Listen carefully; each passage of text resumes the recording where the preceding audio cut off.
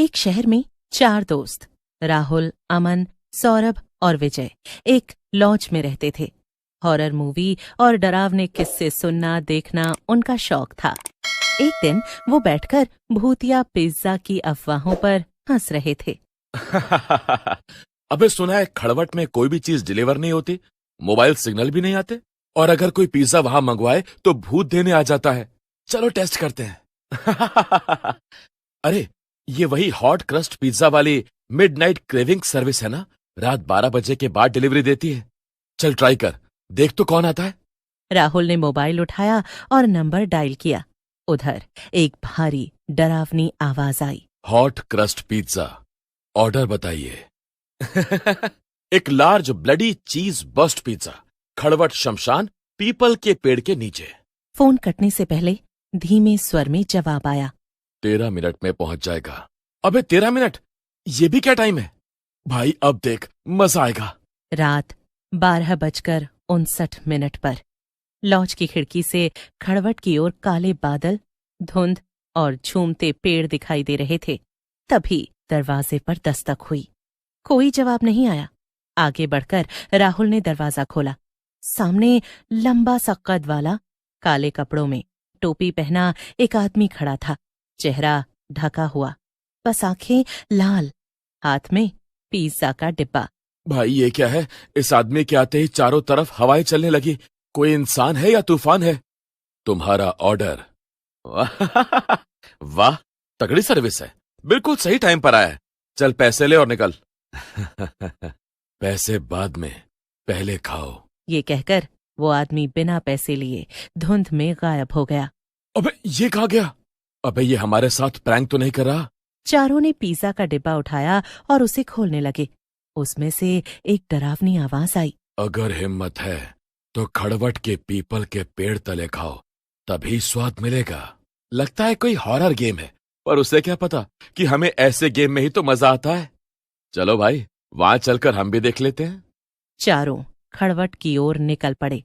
रास्ता बिल्कुल सुनसान, बस हवा की सरसराहट। राहुल, तू एक काम कर, फोन चालू कर और उसकी लाइट जला। तब तक हम कुछ सही सी जगह देखकर कहीं बैठकर खाते हैं। राहुल फोन की लाइट जलाता है और उसे चारों तरफ घुमाने लगता है। तुम तीनों एक काम करो, मैं तुम्हारे आगे चलता हूं और तुम मेरे पीछे पीछे चलो। हम उस पेड़ के पास जाकर बैठते हैं तसल्ली से। चारों दोस्त पेड़ के पास जाने लगते हैं और उसके नीचे जाकर बैठ जाते हैं। राहुल के हाथ में पिज्जा का डिब्बा था, जो धीरे धीरे हिलने लगता है।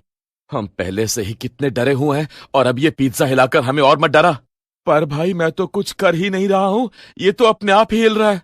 भाई यार चलो, मुझे बहुत डर लग रहा है। तभी पिज्जा का डिब्बा अपने आप खुलने लगता है। डिब्बा खुला तो अंदर से गाढ़ा लाल धुआं उठा। पिज्जा का रंग भी अजीब मटमैला सा था। पिज्जा के 4 हिस्से थे। पिज्जा के अंदर से डरावनी आवाज आने लगी, हंसने की। चारों दोस्त एक दूसरे को देखते हैं और डरने लगते हैं। तभी डिब्बे के अंदर से भूतिया पिज्जा जोर से हंसकर बोलने लगता है। बहुत शौक है ना पिज्जा खाने का? तुमने पिज्जा मंगवाया था, तो अब अपनी बारी पूरी करो। तभी पास के बरगद के पेड़ से भूत नीचे उतरने लगता है। अचानक ही आसपास की हवा बर्फ जैसी ठंडी हो गई। तुमने हमें बुलावा भेजा है, अब मजा चखो। भाई हम साथ आए हैं तो साथ ही जाएंगे। भाई प्लीज मुझे जाने दो, मुझे मेरी जान बहुत प्यारी है। हाँ भाई, इसके तो पैर भी उल्टे हैं और सिर कितना बड़ा है, राक्षस जैसा। ये तो बहुत खतरनाक लग रहा है। भाई भागना ही एक रास्ता है, भागो। तभी अचानक वो भूत तेजी से चारों दोस्तों की तरफ आने लगता है और चारों तरफ धुआं हो जाता है और भूत धुएं में ही कहीं गायब हो जाता है। बचाओ, प्लीज हमें माफ कर दो, अब हम यहाँ कभी नहीं आएंगे। अबे किससे माफी मांग रहा है? सामने तो कोई है ही नहीं। अरे अभी तो यही था, वो भूत हमारी तरफ आ रहा था, कहाँ गया? भाई मुझे लगता है कि हमने शायद कुछ ज्यादा ही हॉरर मूवी के सीन्स देख लिए हैं, तभी हमें हर जगह कुछ भी दिखाई दे रहा है। एक काम करते हैं, चुपचाप अपना चैलेंज पूरा करते हैं और यहाँ से फिर पिज्जा धीरे धीरे खून से भीगने लगा।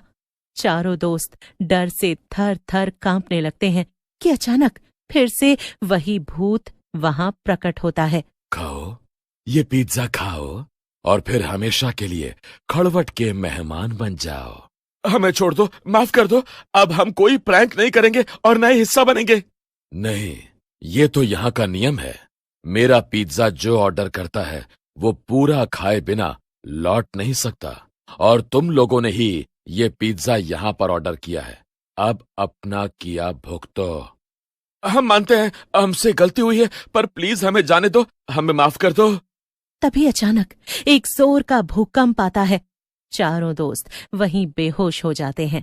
फिर अगली सुबह सूरज उगा और सौरभ की आंखें खुलती हैं। कहाँ आ गए हम तो शायद खड़बत इलाके में थे।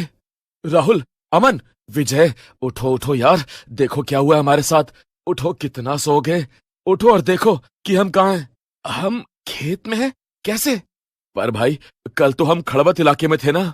पर जहां तक मुझे याद है, हमने एक पिज्जा मंगाया था और हम एक डरावने इलाके में गए थे जहां हमारे साथ कल बहुत कुछ हुआ। लेकिन मुझे एक बात समझ में नहीं आ रही है, हम एक खेत में कैसे पड़े हुए हैं?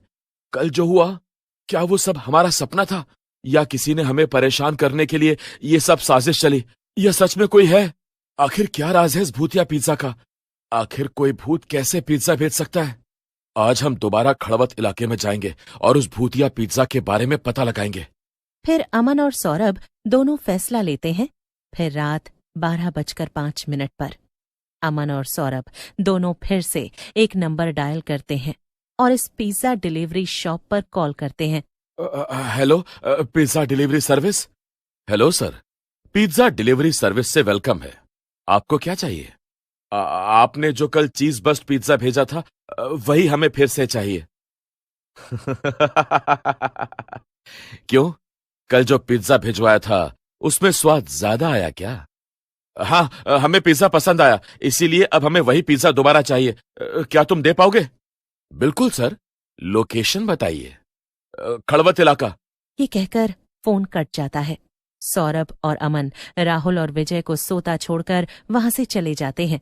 दोनों उस इलाके में जाने से पहले एक तांत्रिक बाबा से मिलने जाते हैं। बाबा, हमें बचाइए, हम खतरे में हैं। हाँ बाबा, कोई ऐसा उपाय बताइए ताकि हम उस पिज्जा बेचने वाले भूत को सबक सिखा सकें। बालक, वो भूतिया पिज्जा डिलीवरी सर्विस बहुत सालों से वहां रह रहा है और सबको परेशान करता है। न जाने कितने मासूम अपनी जान गंवा चुके हैं, पर मैं तुम्हें एक तरकीब बता सकता हूँ। फिर बाबा उन्हें कुछ समझाते हुए कहते हैं, जाओ बच्चों, आज कहानी खत्म कर दो इस भूतिया पिज्जा की।